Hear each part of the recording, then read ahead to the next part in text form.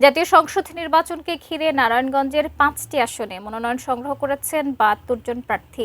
এ নিয়ে বিস্তারিত জানাতে জেলা নির্বাচন অফিসারের কার্যালয় থেকে যুক্ত হচ্ছেন প্রতিনিধি হাসান মজুমদার বাবলু। বাবলু, মনোনয়ন সংগ্রহ করেছেন ৭২ জন, আমরা বলছিলাম, আপনার মাধ্যমে একটু বিস্তারিত জানতে চাচ্ছি। আপনি জানেন যে ত্রয়োদশ জাতীয় সংসদ নির্বাচনকে ঘিরে কিন্তু ইতিমধ্যেই নারায়ণগঞ্জের নির্বাচন কার্যালয় সরগরম হয়ে গিয়েছে। ইতিমধ্যে নারায়ণগঞ্জ থেকে সংসদ সদস্য প্রার্থীরা ৭২ জন প্রার্থী তারা মনোনয়ন সংগ্রহ করেছেন।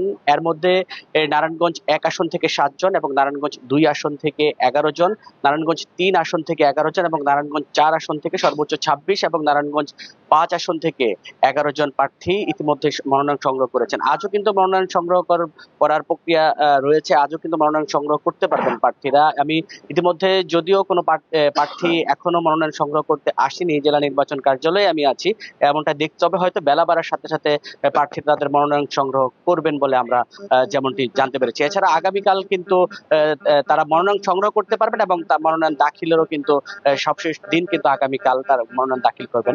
এছাড়াও আমরা নির্বাচনের আচরণবিধি লঙ্ঘন এবং নির্বাচনের সার্বিক কার্যক্রম সম্পর্কে জেলা নির্বাচন অফিসারের সাথে কথা বলেছিলাম। তিনি আমাদেরকে জানিয়েছেন যে নির্বাচন সুষ্ঠু এবং সুন্দরভাবে অর্থাৎ গণভোটের কার্যক্রমও কিন্তু তারা চালিয়ে যাচ্ছে।